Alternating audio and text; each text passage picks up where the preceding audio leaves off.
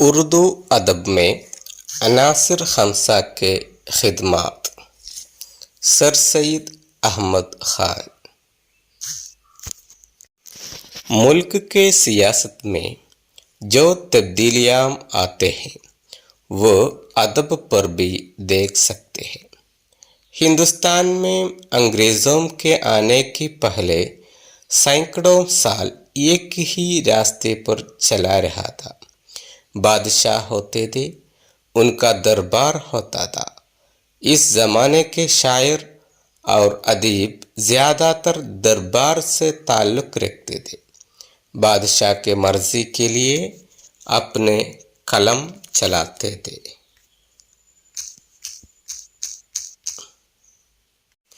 مگر انگریزوں کے آنے سے ہندوستان میں بادشاہیت کمزور ہوتے ہیں. اس زمانے کا اہم سلطنت مغل سلطنت تھا، وہ بھی کمزور ہو چکی تھی. اس طرح دربار ختم ہو چکے تھے. اس لیے شاعر جاگیرداروں اور امیروں کی خوشی کے علاوہ دوسروں کے لیے لکھتے تھے. یہاں تک ادب کا نیا دور شروع ہوتا ہے.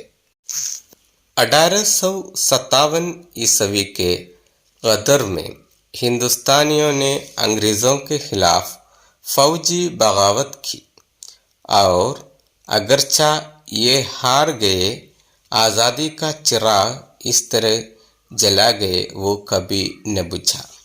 اس وقت سے اردو ادب کے جدید دور شروع ہوتا ہے.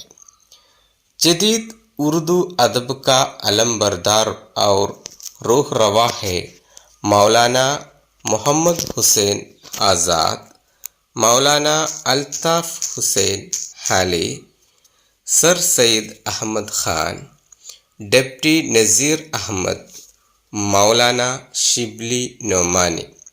ان 5 اشخاص کو اردو ادب کے عناصر خمسہ کہتے ہیں.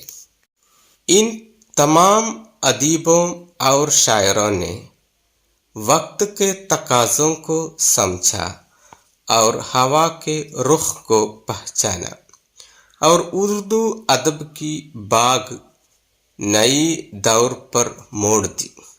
اس کا مطلب یہ نہیں کہ پرانے رنگ کا ادب ختم ہو گیا. سینکڑوں شاعر اور ادیب اب بھی چھوٹے چھوٹے درباروں سے وابستہ تھے. جدید اردو ادب اور قدیم اردو ادب میں فرق یہ ہے کہ قدیم اردو ادب کے نظریہ تو ادب پر ہے تو جدید اردو ادب کے نظریہ ادب برائے زندگی پر ہے. 19ویں صدی کے آخری حصے سے اردو ادب کا نیا دور ہی اہمیت رکھتا ہے، کیونکہ شاعری کا رنگ بدلنے کے ساتھ ساتھ نثر میں بھی نئے انصاف ادب کا داخلہ ہوا.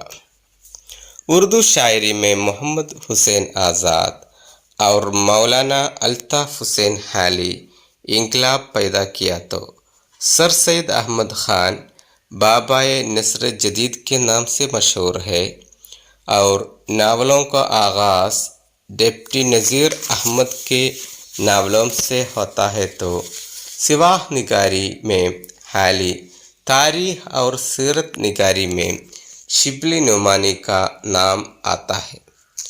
اردو تنقید کا باقاعدہ آغاز بھی اس دور میں ہے. مولانا الطاف حسین حالی کا مقدمہ شعر و شاعری سے ہوتا ہے. ان 5 اشخاص میں ہر ایک کا کارنامہ اردو ادب کے خزانے کے لیے بہت قیمتی ہے. کبھی کبھی اس دور کو سر سید تحریک بھی کہا جاتا ہے. یہاں ہم سوچنے کی بات یہ بھی ہے، اس زمانے کے اردو ادب میں صرف ان 5 اشخاص نہیں، ان کے علاوہ بہت بڑے شاعر اور ادیب ہیں، مگر عناصر خمسہ کے نام سے ان 5 اشخاص مشہور ہے۔ سر سید احمد خان۔ سر سید احمد خان ایک ماہر تعلیم، مسلح قوم اور ایک بڑا ادیب بھی ہے۔ ان کی علمی و ادبی خدمات کا دائرہ اس قدر وسیع اور طویل ہے، سب کو ایک مختصر مقالے میں سمیٹنا مشکل ہے۔ تاہم اس پر سرسری نظر ڈالی جائے تو یہ کہا جا سکتا ہے کہ سر سید نے جس طرح علمی و ادبی موضوعات پر قلم اٹھایا ہے وہ قابل قدر ہی نہیں، دستاویزی حیثیت کا حامل بھی ہے۔ بہت غور و فکر کے بعد سر سید نے اردو شعر و ادب کو ایک نیا راستہ دکھایا۔ انہوں نے واضح کر دیا کہ شعر و ادب تو بیکاروں کا مسئلہ ہے، نہ تفریح و دل لگی کا ذریعہ، بلکہ یہ زندگی کو سنوارنے اور بہتر بنانے کا آلہ ہے۔ مراد یہ ہے کہ انہوں نے ادب کی افادیت اور مقصدیت پر زور دیا۔ مبالغہ آرائی، لفاظی تصنع اور قافیہ پیمائی اردو نثر کے وہ غائب تھے جن سے سر سید کو نفرت دی۔ ان کی خواہش تھی کہ اردو نثر میں وہ اصلاحیت پیدا ہو جائے کہ کام کی بات سیدھے سادے لفظوں میں ادا کی جا سکتی، تاکہ بات مصنف کے دل سے نکلے اور قاری کے دل میں بیٹھ جائے۔ وہ خود نثر نگار تھے، انہوں نے ایسا کر کے دکھا دیا۔ ان کی رہنمائی اور تربیت سے بہت سے ایسے ادیب پیدا ہو گئے۔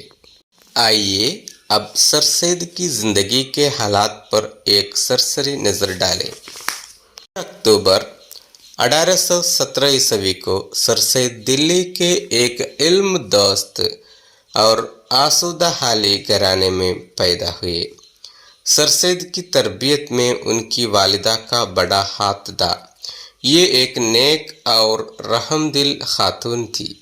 اس وقت دلی میں بڑے بڑے عالم موجود تھے جن سے سر سید نے علم حاصل کیا، شاعروں کی صحبت سے فیض اٹھایا۔ 21-22 برس کی عمر میں انہوں نے ایسٹ انڈیا کمپنی کے ملازمت قبول کر لی اور سر رشتہ داری سے شروعات کر کے صدر الامین کے عہدے تک پہنچے۔ اس ملازمت کے دوران انہوں نے اپنی اہم کتاب آثار و سنادید لکھی، جس میں دلی کی تاریخی عمارتوں اور نامور لوگوں کے بارے میں ہے۔ ملازمت کے سلسلے میں وہ بجنور میں ان کا قیام تھا۔ جب 1857 عیسوی کے بغاوت شروع ہوئی، انہوں نے سارا ہنگامہ اپنی آنکھوں سے دیکھا اور اس پر وہ ایک تصنیف ہے تاریخ سرکشی بجنور، اس میں اس کی تفصیل موجود ہے اور انگریزوں کی حمایت کی ہے۔ پھر اسباب بغاوت ہند لکھ کر انہوں نے یہ واضح کیا کہ سرکار کی غلط پالیسی ہے اس بغاوت کی ذمہ دار تھی۔ بعد کو لائل محمدنز آف انڈیا میں انہوں نے وضاحت کی کہ مسلمان سرکار انگریزی کے بدخواہ نہیں۔ اس کے بعد صدر الامین بنا کر انہیں مراد آباد بھیج دیا گیا۔ سر سید کا تبادلہ غازی پور ہو گیا تو ان کے تعمیری پروگرام زیادہ تر سرگرمی سے جاری ہو گئے۔ انہوں نے سائنٹیفک سوسائٹی قائم کی۔ 1863 عیسوی میں اس کا قائم ہوا۔ اسی سوسائٹی میں بہت سی اہم کتابوں کا اردو ترجمہ کرایا گیا اور سائنس پر لیکچر دلائے گئے۔ اس زمانے میں اسی سوسائٹی کے زیر اہتمام ایک اخبار سائنٹیفک گزٹ جاری کیا گیا۔ ایک انگریز ولیم میور نے لائف آف محمد لکھی اور سیرت پاک کے خلاف زہر افسانی کی۔ سر سید نے یہ کتاب دیکھی تو وہ مضطرب ہو گئے۔ وہ اپنے دوستوں کے قرضی لے کر انگلستان گئے اور اس کا جواب لکھا، جو بعد کو اردو میں خطبات احمدیہ کے نام سے شائع ہوا۔ انگلستان سے ہی انہوں نے فیصلہ کر لیا تھا کہ ہندوستان میں واپس آ کر تہذیب الاخلاق کے نام سے ایک رسالہ جاری کرے۔ یہ اصلاحی رسالہ جاری ہوا تو اور اس نے مسلمانوں میں زندگی کی لہر دوڑائی۔ اردو نثر کو اس سے خاص طور پر فائدہ پہنچا۔ آدم کی سرگزشت، امید کی خوشی، گزرا ہوا زمانہ، ہماری زبان، تعصب، انسان و حیوان، بحث و تکرار، کاہلی، اپنی مدد آپ وغیرہ ایسے مضامین ہیں جن انشا پردازی کا ایک نیا رنگ دیکھنے کو ملتا ہے۔ سر سید انگلستان جانے کا ایک مقصد وہاں کے تعلیمی اداروں کا مطالعہ کرنا اور ہندوستان میں اسی طرح کا ایک کالج قائم کرنا بھی تھا۔ چنانچہ واپس آنے کے بعد انہوں نے علی گڑھ میں ایک college Mohammedan Anglo oriental college کے نام سے قائم کیا۔ وہ یہ ترقی کر کے اس وقت علی گڑھ مسلم یونیورسٹی کے شکل میں اب بھی موجود ہے۔ مسلمانوں کو بیدار کرنے اور اردو نثر میں نئی جان ڈالنے والا سر سید احمد خان 1998 عیسوی کو 27 مارچ کو عالم فانی سے عالم جاودانی کی طرف کوچ کیے۔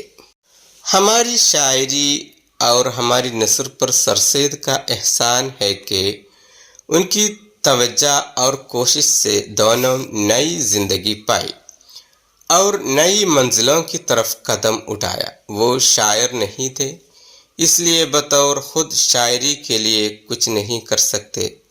ان کی یہ خواہش رہی کہ کوئی شاعر شاعری سے قوم کو بیدار کرانے کا کام لے۔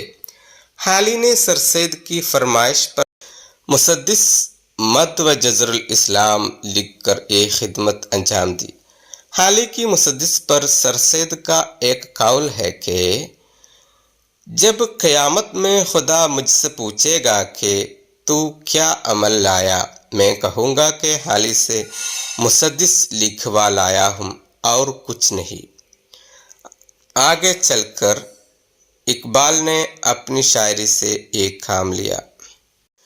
نثر نگار سر سید خود تھے، اس لیے نثر کی دنیا میں انہوں نے خود اپنی تحریروں سے انقلاب پیدا کر دیا۔ انہوں نے مدعا نگاری کی بنیاد ڈالی، اپنی بات کو دلیلوں کے ساتھ پیش کرنے کا راستہ دکھایا، نثر میں وضاحت، صراحت اور قطعیت کی اہمیت واضح کیا۔ اردو نثر کو تصنع، فضول عبارت آرائی، لفاظی اور مبالغہ آرائی سے نجات دلائی۔ انہوں نے خود بہت کچھ لکھا اور لکھنے والوں کی ایک بڑی جماعت تیار کر دی۔ بابائے نثر جدید سر سید احمد خان اردو ادب کے سنوارنے میں اور قومی اصلاح کے لیے جو چراغ جلائے تھے وہ ابھی تک بہت روشنی کے ساتھ جلتے رہتے ہیں۔